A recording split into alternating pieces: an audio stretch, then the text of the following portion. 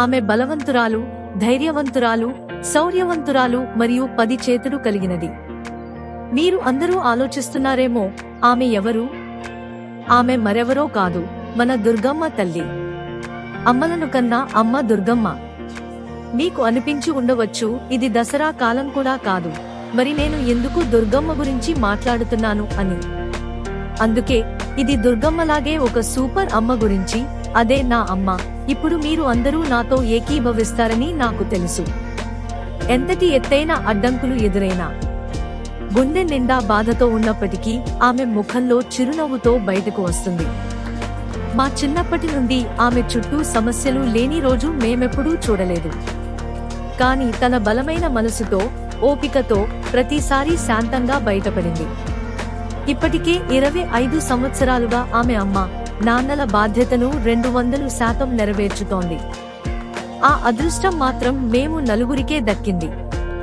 ఆమెపై మాకు గర్వం ఉంది. ప్రతిసారి ఆమె పరిస్థితి ఎలాగూ అందంగా ఎదుర్కొనగలిగితే చూసి ఆశ్చర్యపోతుంటాము. 25 సంవత్సరాల క్రితం మా నాన్నగారు మమ్మల్ని మధ్య సముద్రంలో వదిలిపెట్టినప్పుడు మేమంతా ఆమె చేతిని పట్టుకుని ఈదాం. చివరికి ఆమె అండతో ఒడ్డుకు చేరాము. ఆమె అశేషమైన సహాయంతో మేమంతా మా కలలను సాధించగలిగాం. ఈ కఠినమైన ప్రయాణంలో మా పండు మామయ్య ఎల్లప్పుడూ మాతో నిలబడ్డారు.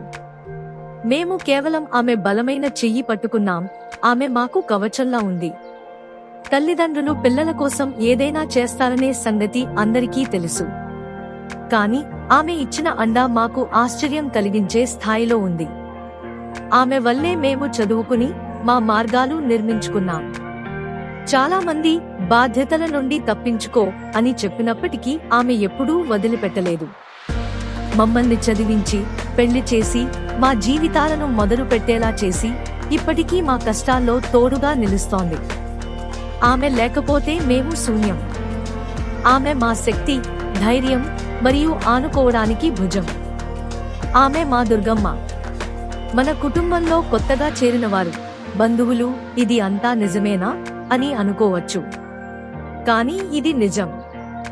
ఆమె చుట్టూ ఉన్న వారిని అడగండి. ఆమె మా కుటుంబం మాత్రమే కాదు, వేల, లక్షల మందికి ప్రేరణ. కుటుంబం, బంధువులు, స్నేహితులు, పరిచయస్తులు అందరికీ. నేను ఆమె కూతురుగా ఉండటం పట్ల నిజంగా గర్వంగా ఉంది. దేవుడు నన్ను ఎన్నోసార్లు ఆమెకు సేవ చేసే అదృష్టం ఇవ్వాలని నేను ప్రార్థిస్తాను.